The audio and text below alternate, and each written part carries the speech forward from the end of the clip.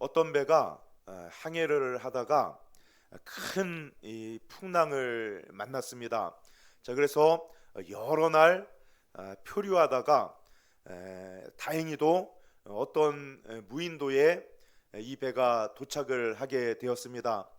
배는 크게 파손되었지만 그래도 다행인 것은 배 안에 식량이 가득 차 있었다는 것입니다. 한 1년 정도 먹을 만한 그런 식량이 가득 차 있었고, 또 이 그 씨앗이 있었어요. 이 씨앗이 한 자루가 있어가지고 이제 밭을 갈고 씨를 뿌리면 수확을 할 수도 있어요. 그래서 그 섬을 살펴보니까 이 기름진 땅이에요. 그래서 여기다 밭을 갈고 씨를 뿌리면은 이 그 식량이 떨어질 때쯤 우리가 수확을 할 수 있겠다, 이렇게 생각이 되어지는 거예요. 그래서 사람들이 이제 그 급하게 다 나와서 밭을 갈고 씨를 뿌리려고 이렇게 땅을 파는데, 놀라운 것은 땅을 팠더니 황금이 나오는 것입니다. 이야, 그래서 여기를 파도 황금이 나오고 저기를 파도 황금이 나오고 사람들이 막 흥분하기 시작했습니다. 그곳은 황금섬이었어요. 그래서 땅을 파는 족족 막 황금이 나와서 막 사람들이 거기에 막 정신이 팔렸습니다. 그래서 여러 날 막 파도 막 황금이 나오니까 황금이 막 산더미처럼 이렇게 쌓이게 된 것입니다. 자, 그런데 그들이 잊어버리고 있는 게 한 가지가 있었어요. 뭘 잊어버렸습니까? 씨를 뿌리는 것, 밭을 만들어서 씨를 뿌리는 것, 이게 굉장히 중요한데 그것을 까먹고 있었어요. 뭐 때문에? 황, 황금이 계속해서 나오니까 막 그거 막 캐느라고 이 밭을 만들고 씨를 뿌리는 것을 깜빡하고 말았습니다. 어느 날 배에 가서 식량을 이렇게 꺼내다가 깜짝 놀랐어요. 식량이 거의 바닥이 났습니다. 그제서야 사람들이 이 심각함을 깨닫고 밭을 만들고 그제서야 씨를 뿌리기 시작합니다. 자, 그런데 이미 늦은 거예요. 어느 날 식량이 다 떨어지게 되고 이제 추수를 하려면 아직도 몇 달을 더 기다려야 하는 것입니다. 그래서 그때부터 사람들이 굶기 시작했습니다. 막 물고기를 잡으려고 해도 잘 잡히지도 않고 뭐 굶기 시작해가지고 여러 날 굶다가 한 사람 한 사람씩 죽어가는데, 마지막 사람도 이제 죽어가는데 뭘 쳐다보면서 죽어가요? 산더미처럼 쌓인 그 황금을 바라보면서 그렇게 쓸쓸하게 굶어 죽어갔다 하는 그런 이야기입니다. 자, 뭐부터 했어야 됩니까? 밥부터 만들고 씨부터 뿌렸어야 돼요. 근데 그것을 잊어버렸다는 것입니다. 오늘날도 수많은 사람들이 돈에 눈이 멀어가지고, 돈을 버는 것에 막 눈이 멀어가지고 어떻게 하면 돈을 많이 벌까, 그것에만 집중하다가 천국이 있는지 지옥이 있는지 그것도 잊어버린 채 육적인 그런 삶만 이렇게 살아가다가 나중에 종말을 맞이한다는 것입니다. 이 예화하고 똑같다는 그런 말씀입니다. 오늘 대림절 세 번째 주일을 맞이했는데, 이 대림절은 성탄절을 기다리는 그런 기간, 그리고 다시 오실 주님의 재림을 기다리는 그런 기간이라고 했습니다. 이 대림절의 어원을 보니까 라틴어 어드벤투스에서 유래가 되었습니다. 어드벤투스는 오다라는 그런 뜻이 있어요. 재림의 주님이 오고 계시는 거예요. 그래서 우리가 그것을 기다리는데, 기다리다라는 말을 다른 말로 바꾸면은 따라 하시겠습니다. 준비하다. 준비하다. 주님의 재림의 때를 준비할 수 있는 그런 여러분들이 되시길 바랍니다. 미국의 아이젠하워 대통령, 우리나라 그 6.25 때 우리나라를 방문했던 그런 대통령인데, 이 아이젠하워 대통령이 임종을 앞두게 되었습니다. 그래서 미국 육군병원에서 이제 서서히 죽어가고 있는데, 마지막으로 빌리 그레암 목사님을 이렇게 면담을 요청을 했어요. 그래서 30분만 면담을 해주십시오 해가지고 빌리 그레이엄 목사님이 이 아이젠하워 대통령을 찾아갔습니다. 근데 30분 동안 별 얘기를 하지 않는 거예요. 그냥 뭐 이 얘기 저 얘기 하는데 중요하지 않는 그런 얘기를 하는데, 빌리 그레이엄 목사님이 대통령님 이제 저는 가보겠습니다 이렇게 했더니 그제서야 목사님 옷을 잡으면서 목사님 실은 제가 구원의 확신이 없습니다 하고 그제서야 마음에 있는 말을 토해내는 거예요. 제가 이제 죽게 되었는데 하나님 심판대에 설 준비가 안 돼 있고 제가 구원의 확신이 없습니다 그렇게 말하는 거예요. 그래서 빌리 그레이엄 목사님이 이 대통령에게 말을 합니다. 대통령님, 사람이 공로로 구원받는 게 아닙니다. 업적으로 구원받는 게 아닙니다. 이 세상 모든 사람은 구원받을 자격이 없습니다. 모든 사람이 죄를 범하였음에 하나님의 기준에 다 미치지 못했습니다. 자, 그런데 예수님께서 십자가에서 죽으심으로 말미암아 우리 모든 죄값을 다 치러 주셨습니다. 그래서 우리 공로로 천국에 가는 것이 아니라 이 예수님의 십자가의 공로로 우리는 천국에 가는 것입니다. 그래서 하나님께서 딱 하나 요구하신 것이 있는데 바로 십자가에서 나 대신 죽으신 그 예수님을 믿는 것, 이 믿음을 하나님께서 요구하셨습니다. 그래서 이 믿음만 있으면은 누구든지 천국에 들어갈 수가 있습니다. 이 이야기를 하면서 이 대통령의 손을 꼭 잡고 영접 기도를 시켰어요. 자, 그랬더니 이 아이젠하워 대통령의 얼굴이 환해지면서 이제 마지막 유언과도 같은 말을 남겼는데, 목사님 이제 나 준비가 됐어요. 목사님 나 이제 준비가 됐습니다 하는 그 말을 했다는 것입니다. 우리는 준비가 다 되어 있어야 할 줄로 믿습니다. 자, 그래서 우리가 다시 오실 재림의 예수님을 기다리면서 어떻게 우리가 준비해야 되는가, 오늘 세례 요한이라는 이 선지자를 통해서 우리가 어떻게 주님의 재림을 준비해야 되는가, 이것을 말씀드리려고 합니다. 우리 첫 번째로 세상과 구별된 삶을 살아야 합니다. 우리 따라 하시겠습니다. 세상과 구별된 삶을 살자. 세상 사람들하고 똑같이 살면 안 되는 거예요. 세상과 구별된 삶을 살아야 되는데, 이사야서 40장 3절 말씀을 보니까 이사야 선지자가 700년 후에 태어날 세례 요한에 대해서 예언을 한 말이 있는데, 그는 외치는 자의 소리이며 광야에서 주의 길을 예비할 것이며 그리고 주의 길을 평탄케 할 자이다 라고 이렇게 그 예언을 했습니다. 그래서 700년 후에 이 세례 요한이 그 예언대로 나타나서 광야에서 외치는 자의 소리가 되었다는 것입니다. 그래서 이 세례 요한은 세상 사람들과 다른 의식주 생활을 했다는 거예요. 그래서 무슨 옷을 입었습니까? 낙타 털옷을 입고 허리에는 가죽띠를 띠고, 그리고 무엇을 먹었습니까? 메뚜기와 석청을 먹었는데, 이 석청은 뭐예요? 야생벌꿀을 먹었다. 그리고 집에서 거주하지 않고 어디에서 거주합니까? 광야에서 거주하면서 살았다라고 이렇게 기록이 돼 있어요. 자, 우리도 세상 사람들과 다른 의식주 생활을 해야 된다는 것입니다. 여러분들도 이 세상 사람들하고 똑같이 사는 것이 아니라 세상 사람들과 다른 의식주 생활을 하시는 여러분들 되시길 바랍니다. 그래서 세례 요한은 메뚜기와 석청을 먹었다. 우리도 세상 사람들이 먹지 않는 것을 먹어야 되는 거예요. 무엇을 먹어야 되는가? 하나님이 우리 인간을 창조하실 때에 흙으로 창조하셨어요. 그 말은 육체로 이렇게 창조하셨다.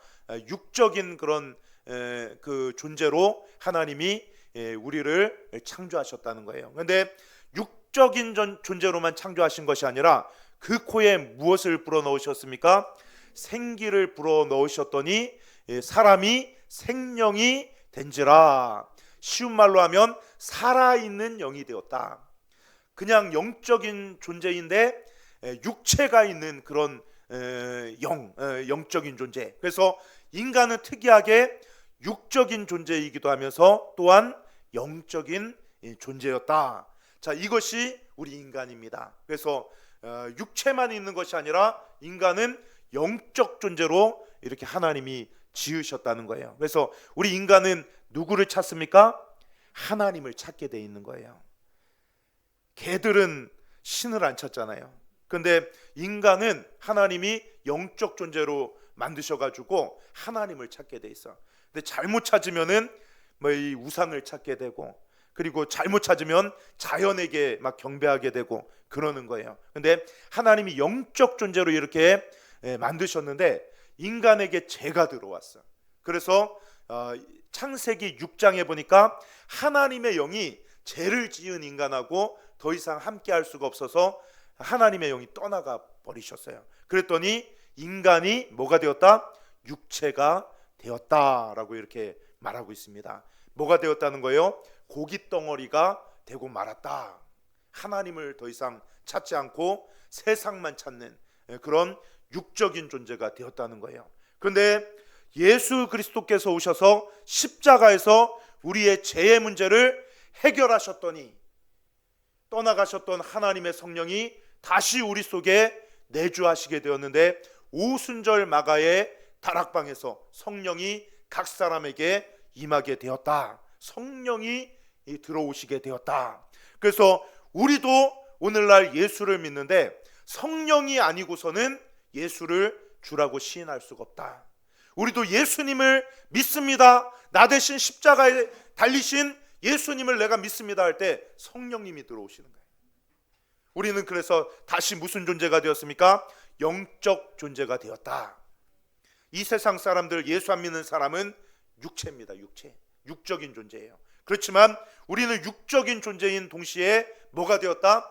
영적인 존재가 되었다. 내 안에 하나님의 성령께서 계시는 거예요. 내 안에 예수님이 계시는 거예요. 그래서 아들이 있는 자는 생명이 있고 하나님의 아들이 없는 자는 그냥 고기 덩어리에 불과하다. 생명이 없다. 여러분, 우리에게는 하나님의 성령이 계신 것을 여러분들 믿으시길 바랍니다. 그래서 우리는 먹는 게 틀려요. 육체적인 존재이기 때문에 밥은 먹어야 돼. 그렇죠? 밥 안 먹고 살 수 있는 사람 없죠? 우리는 육체가 있기 때문에 밥도 먹고 고기도 먹고 떡도 먹고 먹어야 됩니다. 그렇지만 우리는 영적 존재로서 하나를 더 먹어야 되는데 뭘 먹어야 됩니까? 하나님의 말씀을 먹는 그런 여러분들 되시길 바랍니다. 예수님이 마귀에게 시험당하시다가 뭐라고 말씀하셨습니까? 사람이 떡으로만 사는 것이 아니요 하나님 입에서 나오는 모든 말씀으로 살 것임이라. 우리는 밥만 먹고 사는 존재가 아니라는 거예요. 우리는 하나님의 말씀을 먹고 살아가는 존재임을 믿습니다. 그래서 성경 덮고 살아가면 돼요, 안 돼요? 말씀 이거 여러분들 옛날에는 이거 주어지지 않았잖아요. 이 중세 시대 때는 그 사제들만 이거 갖고 있었잖아요. 근데 이거 성도들에게 다 번역해가지고 친절하게 우리말로 번역해가지고 요즘에는 쉬운 성경도 나와가지고 이거 다 번역해가지고 이거 다 성도들에게 다 주어졌잖아요. 요즘에는 얼마나 좋은 세상인지 드라마 성경도 나왔어. 야, 그거 보면은 성경이 이렇게 재밌나? 그런데도 안 읽어. 성도들도 안 읽어. 그러니까 영이 어떻게 됩니까? 영이 죽어가고 있어요. 영이 메말라가고 있어요. 하나님 말씀을 이렇게 앞에서 전하는데 안 들어요. 이거 듣지 않으면은 우리의 영이 죽어가는 거예요. 우리의 영이 살려면 하나님의 말씀을 들어야 할 줄로 믿습니다. 하나님의 말씀을 매일매일 묵상하시는 그런 여러분들 되시길 바랍니다. 우리는 뭘로 사는 존재다? 하나님의 말씀으로 사는 존재다. 여러분, 밥도 많이 드세요. 그렇지만 모두 많이 읽어야 됩니까? 하나님의 말씀. 여러분들 이것이 우리의 영을 살리는 거예요. 내 영이 요즘에 왜 이렇게 죽어가지? 내 영이 이렇게 왜 메말라가지? 뭘 먹지 않기 때문에? 말씀을 먹지 않기 때문에. 여러분, 날마다 이 하나님의 말씀을 가까이 하시는 그런 여러분들 되시길 바랍니다. 시편 119편 기자는 뭐라고 고백했어요? 하나님의 말씀이 내 입에 어찌 그리 단지요? 꿀보다 더 단이다. 하나님의 말씀이 그렇게 맛있다는 거예요. 이게 내 영을 살리는 그런 말씀. 하나님의 말씀을 읽으면 내 죽었던 영이 살아나는 그런 역사가 있게 될 줄로 믿습니다. 자, 그래서 우리는 세상 사람들이 먹지 않는 이거 말씀을 꼭 먹는 그런 여러분들 되시길 바랍니다. 말씀은 다이어트 안 해도 돼. 말씀은 많이 먹을수록 좋아요. 많이 들을수록 좋고. 그래서 하나님의 말씀으로 영이 살아나는 그런 역사가 있게 되시길 바랍니다. 자, 그리고 우리는 세상 사람들이 입지 않는 옷을 입어야 돼요. 세례 요한은 낙타털 옷을 입고 허리에는 가죽띠를 띄었다 그랬어요. 우리도 세상 사람들은 입지 않는 옷, 예수 그리스도로 옷 입는 여러분들 되시기를 주님의 이름으로 축원합니다. 마태복음을 보니까 혼인잔치의 비유가 나와 있는데 어떤 임금이 왕자를 이렇게 결혼시키면서 성대한 혼인잔치를 준비했어요. 그리고 귀족들을 이제 초청을 했어요. 귀족들이 오면은 그 자리가 빛나잖아요. 그래서 초청을 했는데 이것들이 안 온다네. 그래서 왕이 화가 났어. 그래가지고 군대를 보내가지고 그 혼인잔치에 안 온다고 했던 그 귀족들을 전부 다 진멸시켜버리고 신하들에게 명령하기를 이제 길거리에 나가서 아무나 데리고 와가지고 이 자리를 채우라 하고 왕이 명령을 내렸어요. 그래서 막 신하들이 나가가지고 아무나 데리고 오는 거야. 왕의 혼인잔치에 참여하라고. 나 같은 죄인이 참여해도 됩니까? 오라고. 나는 그 종인데, 나는 노예인데 괜찮습니까? 오라고. 상관없다고. 다 막 데리고 와서 그 자리를 채운 것입니다. 왕이 어떤 손님이 왔는지 딱 나와봤는데 전부 다 뭘 입고 있습니까? 전부 다 예복을 입고 있는 거예요. 전부 다 이렇게 예복을 입고 있는데 어떤 한 사람이 예복을 입지 않았어요. 그래서 임금이 가서 물어봅니다. 형제여, 그대는 어찌하여 예복을 입지 않았는가? 그랬더니 그 사람이 유구무원 입이 있어도 말을 하지를 못합니다. 그러니까 이자를 바깥 어두운 데로 쫓아내라. 거기서 슬피 울며 이를 갈미 있으리라. 예복을 입지 않았다는 거예요. 여러분, 이 예복이 무엇입니까? 예수 그리스도로 옷 입는 거예요. 자, 우리는 사실 죄가 가득하잖아요. 여러분들, 우리는 죄인이잖아요. 그런데 예수 그리스도로 옷을 입으면 우리 죄가 다 어떻게 된다? 가리워진다는 거예요. 그래서 우리는 거룩한 자가 된다는 거예요. 예수 그리스도로 옷 입는 그런 여러분들이 되시길 바랍니다. 예복을 입었다는 것은 바로 예수 그리스도로 옷을 입었다는 거예요. 그래서 그 사람들이 노예 신분이어도 괜찮아요. 죄를 많이 지었어도 상관없어요. 그 사람이 어떤 짓을 해도 상관이 없어요. 예복을 딱 입혀놨더니 다 그 자리에 참여할 수 있는 자격이 주어졌다는 거예요. 근데 예복을 입지 않는 사람은 왜 안 입었습니까? 나 정도면 훌륭한 사람 아니야? 나 정도 착하면 훌륭한 사람 아니야? 그렇게 갔는데 그 사람은 예복을 입지 않으니까 그 죄가 다 드러났다는 거예요. 여러분, 우리는 다 자격이 없는데 예수 그리스도로 옷을 입으면 우리의 모든 죄가 다 가려지는 것을 여러분들 믿으시길 바랍니다. 전 날마다 우리는 예수님으로 옷을 입어야 돼요. 예수님으로 옷을 입으라는 말은 쉽게 말하면 예수 믿으라는 거예요. 예수 믿어라. 우리는 예수를 믿기 때문에 우리의 죄의 문제가 다 해결된 사람들입니다. 예수를 믿지 않고 내 의를 내세우면, 내 공로를 내세우고 나 같으면 선한 사람 아니야? 나를 드러내면은 우리는 자격이 없어요. 그렇지만 예수님을 드러내면, 예수님의 십자가의 공로를 믿고 그 공로를 앞세우면은 우리는 예수 그리스도로 옷 입은 자가 되는 것입니다. 그래서 저 천국 잔치에 참여할 수 있는 그런 자격이 주어지는 것입니다. 그래서 세상 사람들은 예수 그리스도로 옷을 안 입어요. 다 자기가 잘났다 그래요. 자기의 권력을 자랑합니다. 자기의 힘을 자랑합니다. 자신의 공로를 자랑합니다. 이게 세상 사람들이에요. 그렇지만 우리는 예수 그리스도로 옷을 입고 누구를 자랑해야 됩니까? 예수님을 자랑하시는 그런 여러분들 되시길 바랍니다. 나는 자격이 없는 사람인데 나는 예수님의 십자가의 공로 때문에 나는 구원받게 되었다. 예수님을 자랑하시는 그런 여러분들 되시기를 주님의 이름으로 축원합니다. 자, 그래서 우리는 예수 그리스도로 옷을 입어야 된다. 그리고 우리는 어디에 살아야 됩니까? 세상 사람들이 살지 않는 곳에 우리는 살아야 됩니다. 우리 한번 따라 하시겠습니다. 예배 중심, 교회 중심, 이런 삶을 살아가시는 여러분들 되시길 바랍니다. 애굽에서 이스라엘 백성들을 하나님이 출애굽시켰는데 이 출애굽의 목적이 뭔지 아십니까? 모세가 뭐라 그랬어요? 내 백성을 보내라. 우리가 광야에서 하나님을 예배할 것이다. 그게 목적이에요. 그래서 출애굽해가지고 정말로 광야에서 성막을 만들고 이 성막 중심으로 예배하는 그런 삶을 살았다는 것입니다. 광야 생활이 끝나고 나서는 가나안 땅에 들어가서는 무엇을 지었어요? 예루살렘 성전을 짓고 성전 중심, 그리고 예배 중심, 이것이 하나님의 백성이에요. 오늘날에는 우리가 어떤 삶을 살아야 됩니까? 교회 중심, 예배 중심, 이런 삶을 사시는 여러분들 되시길 바랍니다. 이 세상 사람들은 교회 안 와요. 예배 안 드려요. 그렇지만 우리가 구별되는 것은 무엇입니까? 우리는 교회 중심이다. 예배 중심이다.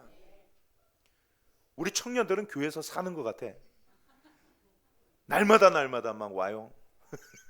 막 수요일도 오고 금요 철야 때도 오고 그리고 새벽에도 오고, 그때만 오면 좋은데 화요일도 오고 월요일도 오고 목요일도 와서 막 전도한다 그러고, 우리 민재는 4시부터 막 와가지고 여기서 막 기도하고 있어요. 야, 얼마나 참 내 마음이 든든한지 몰라. 교회 중심, 교회가 내 삶의 중심인 거예요. 예배가 내 삶의 중심인 거예요. 전도하는 게 내 삶의 중심인 거예요. 이런 삶을 살아가고 있어요.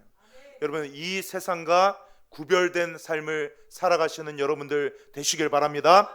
무엇으로 옷을 입어야 됩니까? 예수 그리스도로 옷을 입고. 무엇을 먹어야 됩니까? 하나님의 말씀을 먹으면서. 어디에서 우리는 살아야 됩니까? 예배 중심, 교회 중심. 이런 삶을 살아가시는 여러분들 되시기를 주님의 이름으로 축원합니다. 이게 재림 예수님을 기다리며 준비하는 방법이에요. 두 번째로는 회개하라, 천국이 가까웠느니라. 여러분, 어떻게 준비해야 됩니까? 회개하시는 그런 여러분들이 되시길 바랍니다. 오늘 세례 요한이 이미 도끼가 나무 뿌리에 놓였으니 좋은 열매를 맺지 않는 나무마다 찍혀 불에 던져지느니라. 이미 도끼가 놓였대요. 이미 심판이 이미 준비가 되었다는 거예요. 정말 그래요. 세례 요한 2000년 전에 이미 심판은 준비가 되었습니다. 7인의 재앙, 7나팔의 재앙, 7대접의 재앙, 이미 심판은 준비되어 있어요. 이미 도끼는 놓여 있습니다. 그런데 좋은 열매를 맺지 않는 나무는 어떻게 된다? 찍혀서 불에 던져지느니라. 그러니까 너희는 무슨 열매를 맺어라? 회개에 합당한 열매를 맺으라. 세례 요한이 오늘 이렇게 말하고 있습니다. 그랬더니 수많은 사람들이 몰려와서 우리가 무엇을 해야 될까요? 우리가 어떻게 살아야 될까요? 이런 사람은 귀한 사람이에요. 여러분, 심판이 이 선포가 됐는데 뭐 심판이 뭐 오겠어? 이런 사람은 비참한 사람이 되는 거예요. 그런데 이런 사람들은 귀한 사람입니다. 우리가 무엇을 해야 될까요? 우리가 어떻게 살아야 될까요? 그랬더니 세례 요한이 그 사람들에게 무엇을 말합니까? 옷이 2벌 있는 사람은 옷이 없는 사람에게 나누어 주라. 먹을 것이 있는 자는 먹을 것이 없는 자에게 나누어 주라, 이 말을 하는 거예요. 그랬더니 세리들이 와가지고 우리는 무엇을 할까요? 그랬더니 세례 요한이 뭐라고 말합니까? 정해진 것 외에는 부과하지 마라. 군인들도 왔습니다. 우리는 뭐를 할까요? 너희는 강탈하지 말고 거짓으로 고발하지 말고, 그리고 너희는 이 정해진 봉급에 만족하며 살아라. 세례 요한이 그렇게 말하고 있어요. 여러분, 회개는 눈물을 흘리고 똑같이 옛사람으로 재짓고 살아가는 게 회개가 아니에요. 옛사람을 벗어버리고 이제는 어떤 삶을 사는 게 회개입니까? 눈물을 흘린 다음에 180도로 돌아서 이제 내가 새로운 삶을 살겠다. 옛사람을 벗어버리고 새 사람을 입으시는 여러분들 되시길 바랍니다. 과거에는 나만을 위해서 살았어. 옷을 그냥 나만을 위해서 그냥 계속해서 모으고 다른 사람 생각 안 해. 옷이 막 100벌이 넘어. 어떤 사람은 옷이 없어서 죽어가고 있는데 그런 사람들 뭐 돈 많이 벌지 뭐 하고 있나. 여러분, 새로운 삶은 이기주의로 사는 게 아니에요. 남을 위해서 살아가는 그런 삶이 되어야 할 줄로 믿습니다. 그래서 내가 구원받았으면은 다른 사람도 구원해야 되는 거예요. 이게 새로운 삶이에요.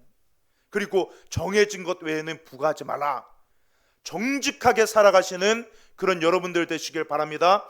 예수 믿었으면은 여러분들, 예수 믿은 사람이 정직하게 살아가야지. 나 예수 믿는다고 하면서 교회 다닌다고 하면서 사기치면서 다녀봐요. 그런 사람들 때문에 얼마나 많은 사람이 상처받고 예수 안 믿고 교회에서 떠나갑니까? 우리 예수 믿는 사람은 정직해야 할 줄로 믿습니다. 그게 새로운 삶이에요. 옛날에는 정직하지 못했는데 이제는 내가 회개했으니 정직한 삶을 살겠습니다. 이게 회개에 합당한 열매예요. 그리고 군인들은 강탈하지 말고 거짓으로 고발하지 말고 이제 거짓말하지 않는 거예요. 이제는 진실을 말하는 사람, 그리고 자기 봉급에 만족하는 사람. 이거는 전에는 욕심으로 막 드글드글했는데 이제는 그 욕심이 아니라 이제는 만족하면서 살아가는 사람. 여러분, 먹는 거 욕심내면 살밖에 더 찌겠습니까?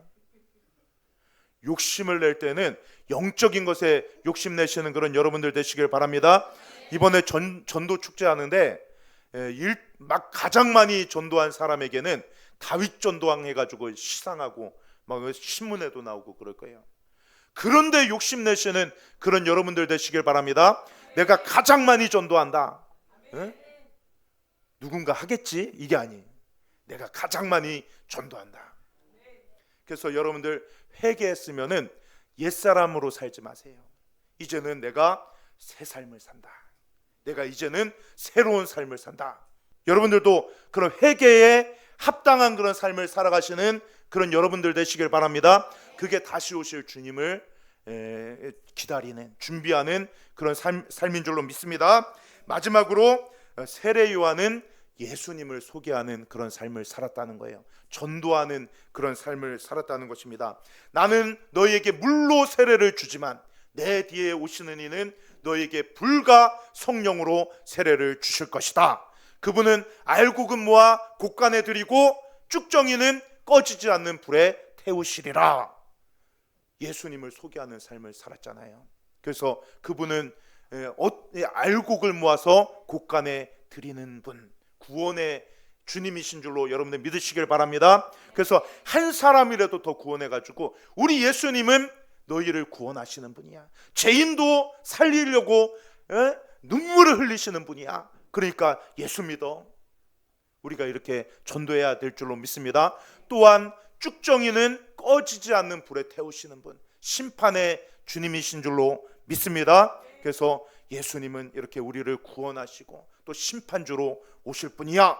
예수님을 소개할 수 있는, 전도할 수 있는 그런 여러분들 되시길 바랍니다. 자, 그래서 예수님의 이 그 재림을 기다리는 그 삶, 어떤 삶입니까? 세상과 구별된 삶을 사시는 그런 여러분들 되시길 바랍니다.